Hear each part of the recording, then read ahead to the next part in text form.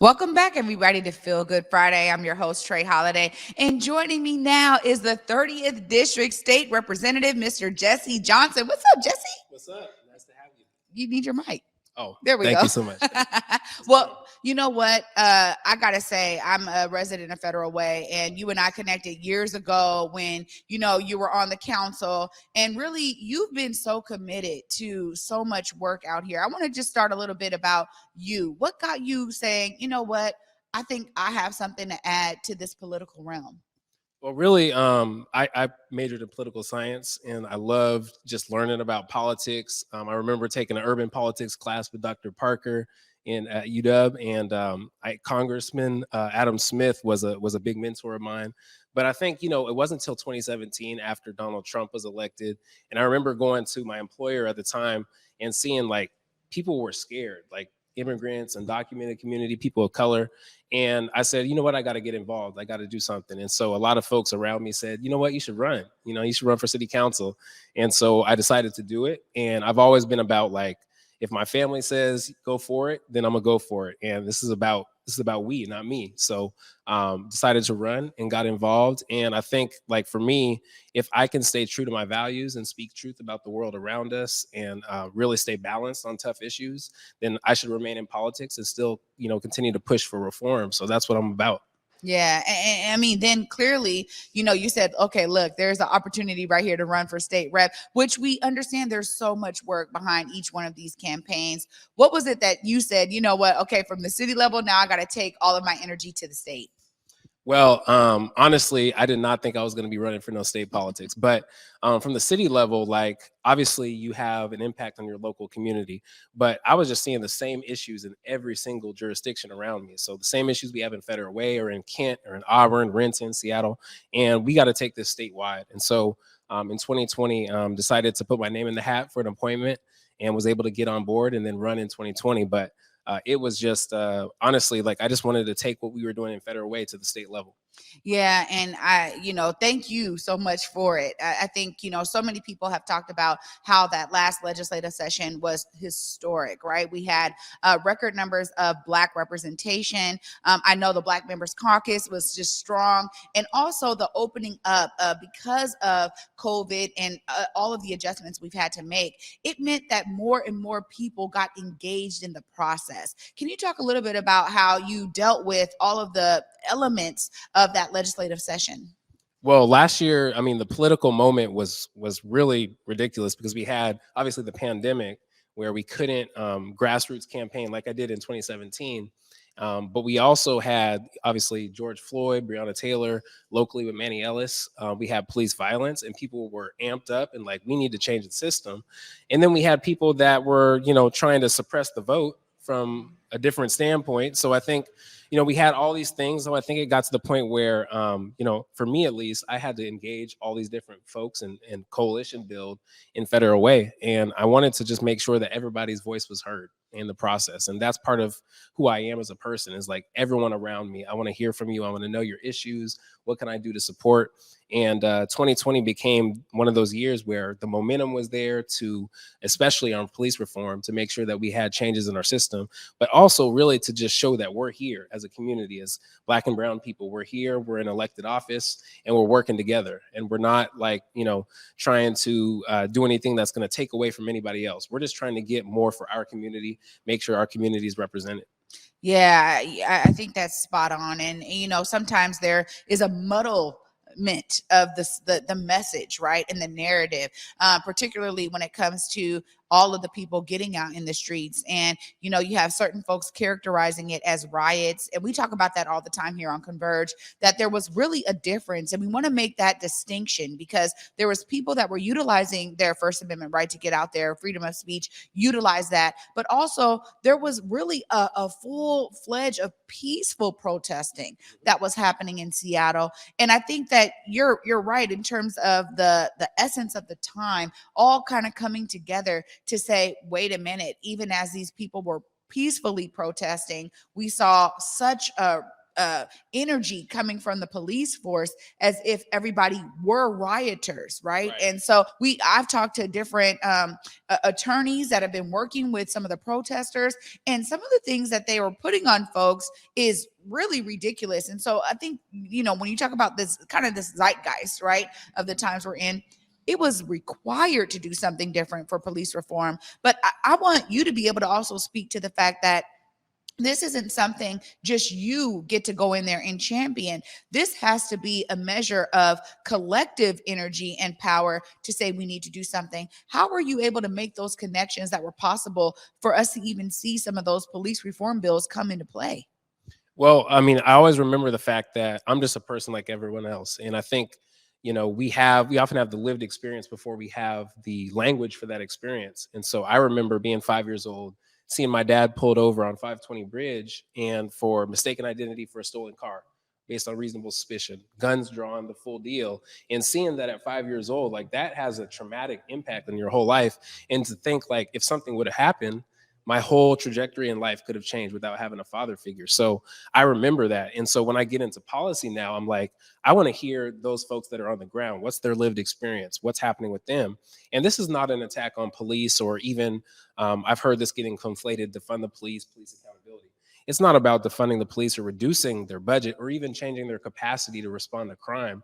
This is about the rules of engagement. Once they get to that situation, how are you going to de-escalate? How are you going to prioritize less lethal enforcement and make sure that, you're trying to figure out and investigate the situation, not attack people on the ground? Yeah, that's really important to make the distinction. And I agree with you. And that's why it's so important, for media outlets like this, because I think we have to be able to give space to really identify what it is we're talking about here so that people out there really can understand all of the work that is required and what it is that is being reformed, right? Right. Again, because this is a new territory. And so as you were out there in the legislative session, I think there was people kept saying there was a massive amounts of like kind of acceptance of the fact that there was a need for change, which also helped for this last legislative session to be historic. But for you, it was like what, one of your first legislative sessions. So it meant a lot. How has that impacted you thus far? Because now you're getting ready to go into your next legislative session. And at this point now, it's about actualizing all of the reforms that we got passed. Yeah, and kind of going back, like at the time, it was right before all of our, elected officials of color had gotten elected in 2020. So this was the summer right after the protests, and the community came to me and said, "We want a Black legislator pushing these bills." And so myself and Rep. Intamin, we were able to kind of work together, figure out which bills we were going to work on. And I wanted to make sure that the people's voice was heard. So when we're talking about banning chokeholds, no-knock warrants, like these are policies that are rooted in racism, rooted against people of color, and we just never have done anything about it in Washington State. And it's pretty remarkable to see that in 2021, this is the first time we're changing, kind of comprehensively changing our police system. And it took that long, but all these decades of people of color showing up to Olympia, to city council meetings across the state saying we need change.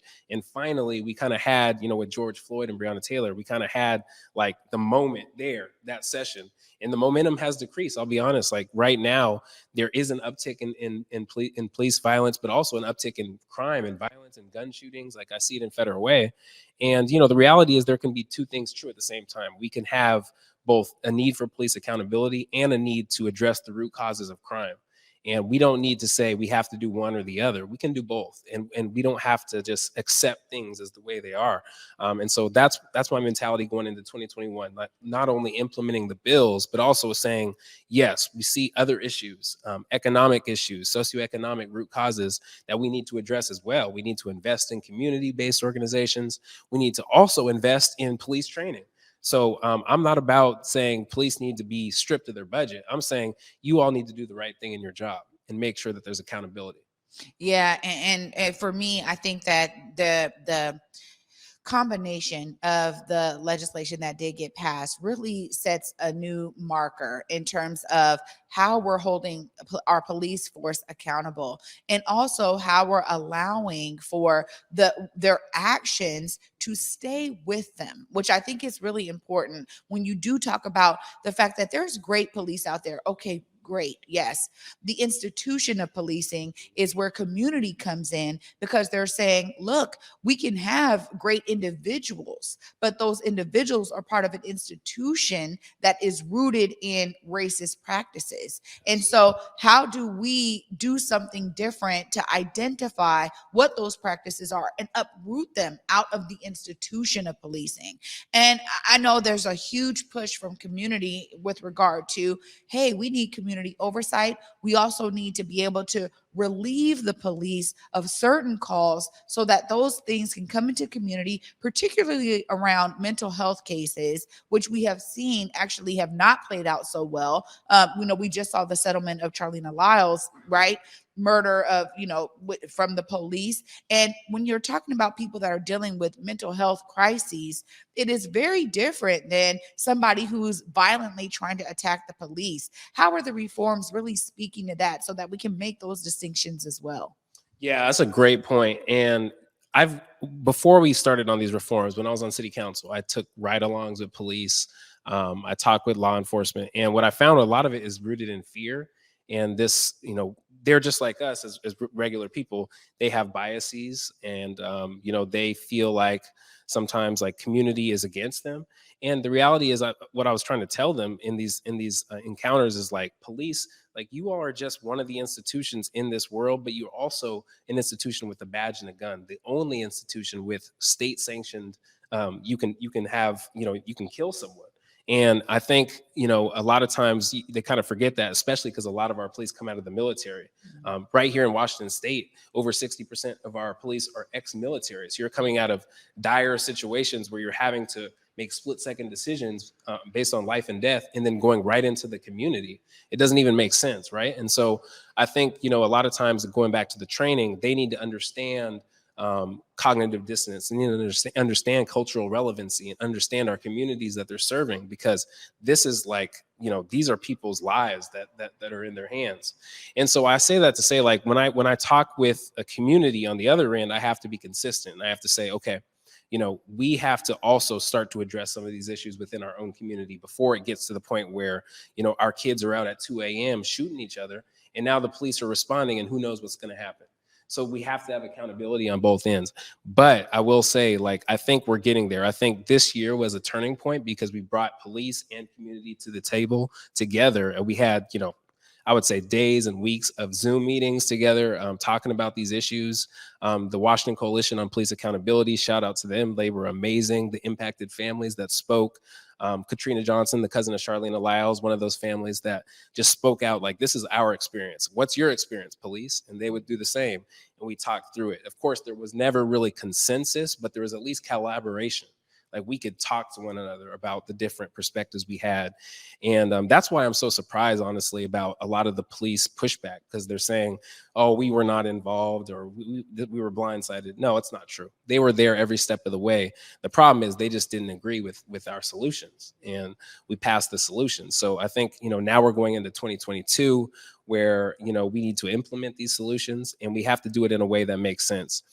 Going back to your point about different people responding. So House Bill 1310 basically said, instead of having police show up to every crime, we need to have designated crisis responders, mental health professionals coming to those situations with police.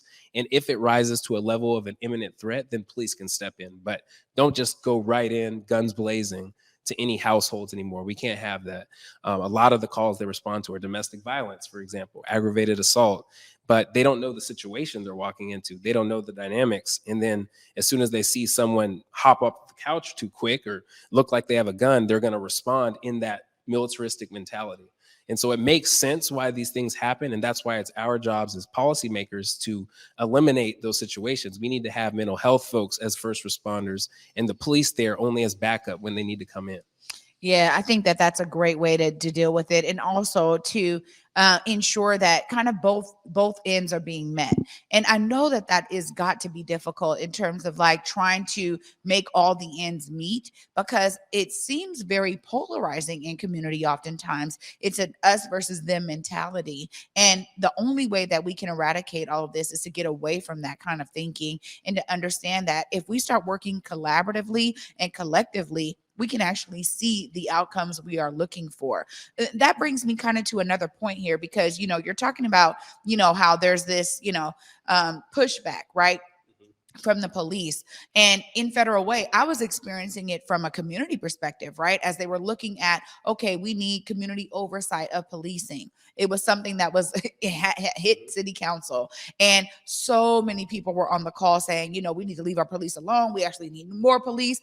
And Federal Way has a pretty large police force in terms of the statistics at a state level. If you look at different cities, Federal Way has quite a large police force. So it's interesting that there's still this understanding that there's almost two sides of this coin, where those who have not really been affected by the some of the missteps of policing, right, whatever they may be, some of those folks that haven't seen that are still like, hey, our boys in blue. How do we merge these two things? Because I think it's really important for those who are on either side to kind of understand that right now the approach that's being taken is not so much of a middle ground, but it is new for everyone. And so there's got to be some level of comfortability, I guess, for both sides in terms of how to bring it all together.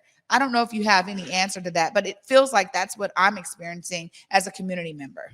No, you're absolutely right. And I think a couple of things. Well, first, a lot of the violence we're seeing is based on socioeconomic, urban inequality leads to violence. And I talked to our Federal Way chief, and he talks about domestic violence and theft, the two biggest things they respond to.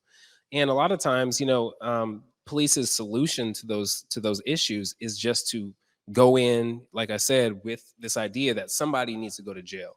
And the reality is that needs to change, because when you strip the family unit of someone, regardless of what's happening in the situation, it tends to lead to more damage, and then you have more issues going on. And so I think we need to look at it from a comprehensive perspective and bring in not only the police institutions, mental health, behavioral health, but also the families and the youth and our community itself to the table. And that's why Federal Way, we were pushing for community oversight boards, so we could have community there at the table in direct partnership with police to talk about complaints, to talk about issues going on in the community. And it's not an attack on police. This is just about trying to get to solutions. Ultimately, we want the best policies for our community, because again, it doesn't help anyone when we have violence from police or from community. Violence, leads to more violence. And so I think, helping the police to understand that is a big part of the process. But we also have a lot of community members that still rely on the fact that our police are our guardians, right? Maybe not myself and you, we may not think that because of our own experiences, but a lot of people believe they're our guardians. They're going to stop crime. And even police have said, we respond to crime after the crime has already occurred. Yeah. We have a hard time actually stopping crime. That's going to have to be community. We're going to have to invest in community-based organizations, invest in institutions that help lead to prevention and diversion for these folks getting into the crime itself. But I think, again, we have to come to the table and talk about these issues in a time where political tensions are high. And that's one of the big issues is politically, it's dangerous to kind of be on that middle road. People are like, I'm all about police, back the blue lives matter, or I'm all about defund the police and police abolition and all this. I'm like, can we find a common ground here and like figure this out? Because these two sides, it's not going to work. I mean, it's just going to lead to more people being upset. That's exactly what I'm experiencing, right? As a community, I'm saying, even in the work I do, I understand the need for, and this is something I firmly believe in, is really amplifying community solutions. I also think in terms of educating the other side about what that looks like. And it doesn't mean that, police are, this is just all horrible. I have my own opinions about it, right? But I think that certain folks, if they're more educated and really in maybe like smaller info sessions where they understand how we're going to transition out of the system of policing that we have right now, I think is important. And one of the things I gotta mention here as we're talking about policing is the fact that a lot of times we realize that it's not the police themselves. Again, we have to talk about the institution. We have to talk about the fact that there are people that get money for jailing people. And this is why our country has the most folks in prison across the board. We have to start thinking about that and really, I think, uprooting the fact that that's where we're at when we talk about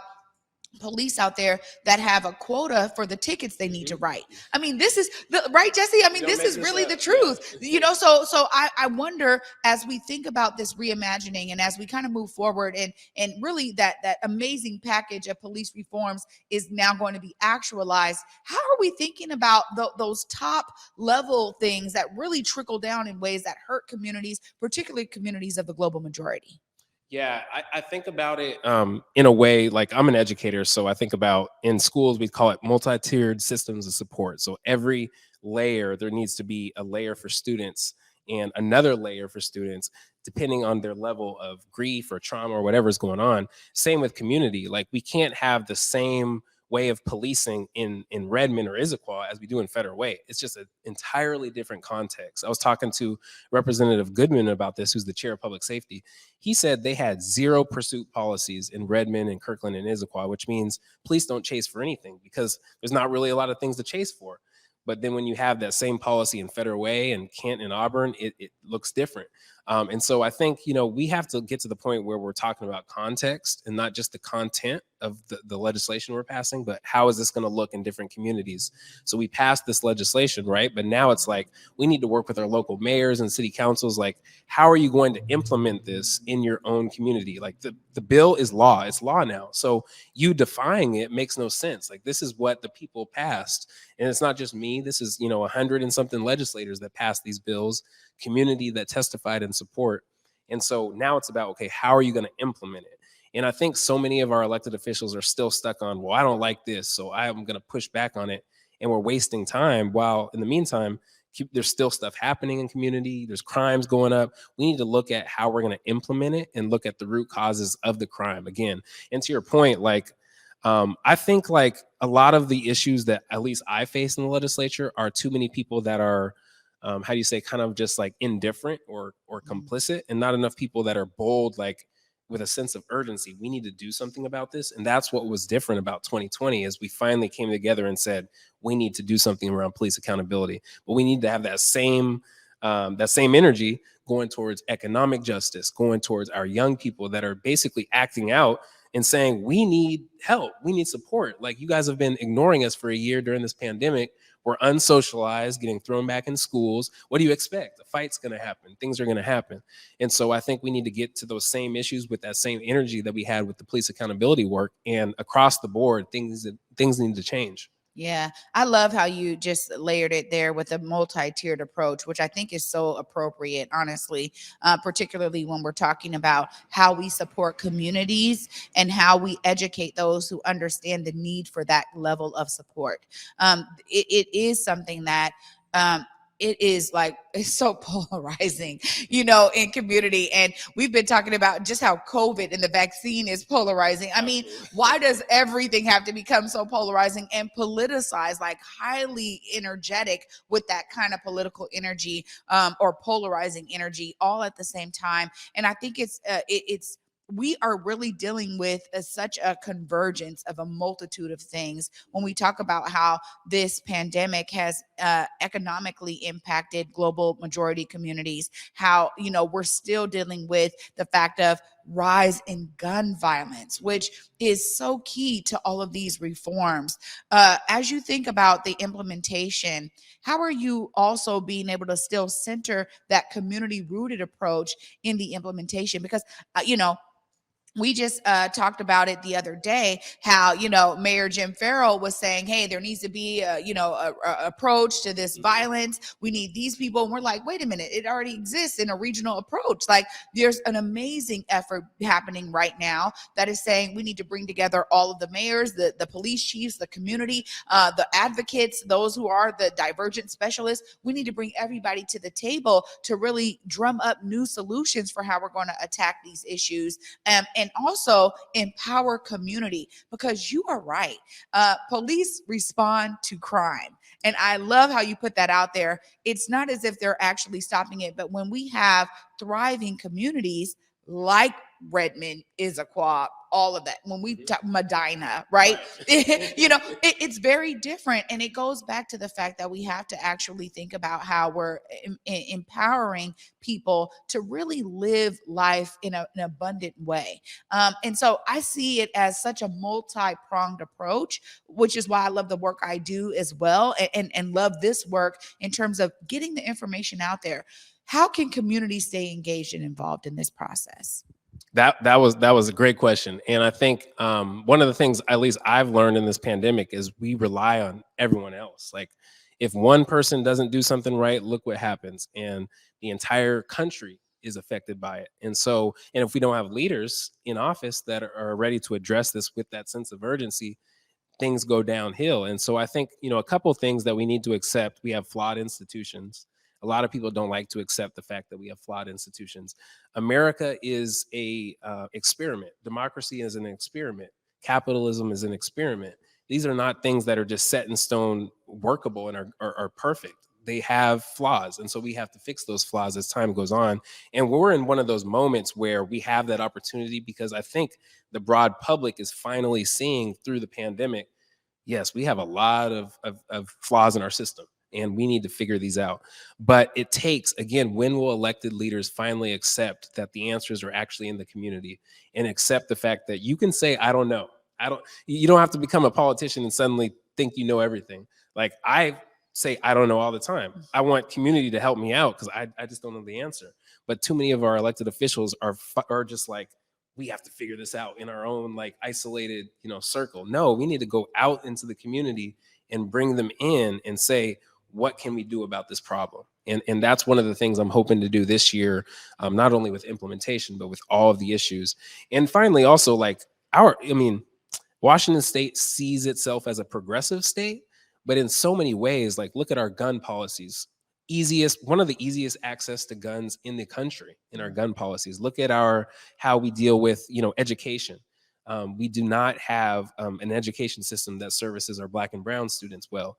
All of these issues, but we say we're a progressive state. We need to accept the fact that we have flaws in our state. We're not a leader. We have to become that leader through our community and bring them in to find the solutions. Yeah, and you're just 100% right on that. And this is leads me to my very next question around the apathy that community members actually are experiencing. You have people that are in single parent households. They got 3 jobs. They're catching the bus from one thing to another. They're trying to figure out childcare. They're working to just live. We have a lot of folks that are stuck in survivor mode, unfortunately, and really due to the high cost of living here throughout the state of Washington. And I am always like, I've talked to people, my family, my friends, even just community members, about how important it is that they be engaged and informed. But we just saw in the last local election a really low turnout once again. And it goes to the point of, if we really want to do something, we have to do something. Like, it's on us to do something. What kind of thoughts do you have around permeating that apathy that is so experienced in community? Yes, that is a fantastic question. I think, like, for me at least, what it looks like is saying, okay, we have a system that has done, its job a certain way for a long time. And look where it's gotten us. We have, some of the highest, unregulated housing markets, where housing costs are going through the roof. We have people that, the majority of our cities are renters. And And when we talk about housing justice, it's not just renters, but it's also how do we create opportunities for home ownership that creates generational wealth for our communities. We still have a system that does not have affirmative action, which a lot of people believe, leads to more Black and brown people getting a handout when it's really a hand up because of the systems that have plagued our communities for so long and held us down. And so, some of these basic things, and we have to get that right first. But then we have to also accept the fact that communities are not monolithic. So the Black community is not all the same. The Asian community, the Latinx community, they have differences of opinion as well. Because sometimes I hear with my colleagues like, oh, well, Black Lives Matter said this, but, Build Back Black said this. And it's like, we're not monolithic. We can have differences of opinion. It doesn't mean that, we're not going to pass something because you're saying that because the Black community is not, in alignment. No, like people have differences of opinion. That's okay. We have to bring them to the table and figure out the best policy. Maybe it's somewhere in between what the different groups are saying. You know what I mean? So I'm really like trying to bring that attitude. And I know that's just my way of thinking, and I don't, hold it against another politician for thinking differently, but bring folks to the table, collaborate, coalition build relationships within your own community first, bring them to the table, bring them to Olympia. We now have virtual testimony for the first time, which is crazy with all the technology. Last year was the first time someone did not have to drive an hour to Olympia to testify on a bill. You can now do it online. And so, things like that, we're finally, politics is always behind in technology, but we're finally looking at what's going on and saying, this is not equitable. This is not just, and we're changing it. So I think, we're getting there, but, my biggest fear is the political, like people not embracing data and evidence and being irrational right now. Like I'm seeing so much irrational talking on social media, like, this is the way it has to be. Well, I mean, if we're not able to have a conversation with you, if your mind's made up, what's the point of even, talking about it? And so many people venting rather than trying to be a solution builder.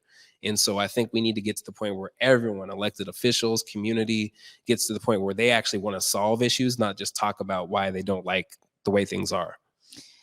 Agreed. And, me and Omari, we say it all the time, particularly around voting, that you can't complain if you don't participate. Right. And I agree wholeheartedly. And I also understand when people just say, I don't have the time and but now it's more easily accessible. As you just mentioned, the digitization of the process, allowing people to be more engaged. And I remember having a great conversation with Kirsten Harris Talley. And, she was saying, Representative Talley, and she was saying, look, now is the time for our people to realize that their voice is super important. And because it is so easy, there's a way for them to be engaged without it causing a huge burden on them or on their time or whatever else, right? Not needing to get childcare. Hey, do it right there. The baby is crying, we're still going to hear your testimony. Absolutely. Right? I mean, all of that stuff is important. And I think for me, one of the things that I really see as a bridge builder to this is literally encouraging communities, right? I think about all of the apartment complexes out there in Federal Way. And many of you who know me, you've heard me talk about this, that nobody ever knocked on my door and living in an apartment to say, hey, what is your issue? And I want you to vote for me. Like the connection again. And I get it. We're in a pandemic. Let's mask up. Let's get information sessions happening, maybe even digitally for micro communities. Maybe it starts in one apartment complex and it permeates. But the idea is that not enough people are doing that are engaged and informed to bring that information into community. I think is another way that you can say this is exactly what it looks like when you are engaged, right? It looks like this passing of this amazing police package. And because we are leading in the nation with it, I think it's a great example of collective power. And I go back to, the people in power are never as powerful as the people, right? Those ideas around collective power, which help to push this through. What are some of the last things you want to make sure our audience hears today? Because this has just been a great interview. I'm sure I could talk to you for many, many hours, but, I believe in representation. And I'm thankful that you're representing us well. I've heard nothing but great things about your approach, your genuine nature, and your care for the community. You bring that into the work you do. What is it you want our audience to make sure they know so that they stay engaged and make sure, hey, in their communities, they're utilizing the knowledge around this police package and these reforms to be engaged in the process to ensure that that accountability is also happening on their turf? I think you said the word knowledge, right? I tell young folks all the time, like, know your issues, know your rights. When a police officer stops you, a lot of folks don't know, but you can literally ask the question, are you detaining me? Because if they're not detaining you, or if they're not, trying to investigate a crime and identify you as a suspect, you can walk away. Now, then it gets to the point where what's going to happen if I walk away, right? And for our community, that looks different than other communities. Yeah. So even when people tell me that, I'm like, I don't know. So, but know your information, know your rights, and then you can use that as a tool. So when people are saying, well, this police bill does this or that, well, HB 1054, HB 1310, these are the bill numbers. Like, what does it actually say? Because there's a lot of misinformation out there, a lot of stuff that law enforcement representatives are sending out into the space that are just not facts. And what do the bills actually do? And the second thing is voting is the first step in your political activism process, but also holding your elected officials accountable is just as important. What did they say on the campaign trail? Are they doing what they said that they would do? And are you holding your elected officials accountable? If they don't respond via email or a call, that's a problem. Like, one of our number one jobs, like, I talk with my legislative assistant all the time, like, who emailed me today? What's going on? I need to respond, because it's so important that people feel like they're being heard and being listened to. So again, representation is about all of that and above, but the knowledge part, like, how do we get our community to be equipped with knowledge? Like you said, it's kind of on me as an elected official to go to the community, go to the apartment complexes, the community centers, the churches, wherever we congregate, to provide that information. And then it's on the community's job to hold our systems accountable once that information is given to them. When you have information, that's power, but you have to be able to hold systems accountable. And doing so through testifying, through communicating with your elected officials. That's so important, because we hear it when we're kids, but you don't ask, you don't get fed. You know what I mean? And the loudest voices get what they want. And when I go to these city council meetings in the past, when I was growing up, there'd always be like the same 50 people, and they would get what they want. Yeah. And then I noticed, like, once we started showing up, like, we were starting to get what we wanted too. So, I think just showing up, I know it's tough because people are trying to survive, but who has the ability within your circle to be that communicator, that messenger, and who has the ability to be active in the process and to be there? But I just want to leave you with that. And I think, this has been a great interview. I could talk forever as well. This is awesome, but I really appreciate it. Absolutely. Representative Johnson, man, doing it for the people. Thank you so much for coming down here to Converge, being with me on Feel Good Friday. It's definitely felt great. And I appreciate me being even more engaged and informed on these bills. You can best believe you'll probably be getting an email from me to make sure I know what I need to be doing to hold you accountable and to also do my part as an active community member. So thank you so much. Thank you so much for having me. Absolutely. You guys, I am so inspired. I hope you guys are inspired. You guys know I love inspiration all day, every day. Representative Johnson just showed up so well for us. We got just one more break, and then we're going to come back and give you a little bit more Feel Good Friday energy with some events happening this weekend. Stay tuned, you guys. You're watching Feel Good Friday.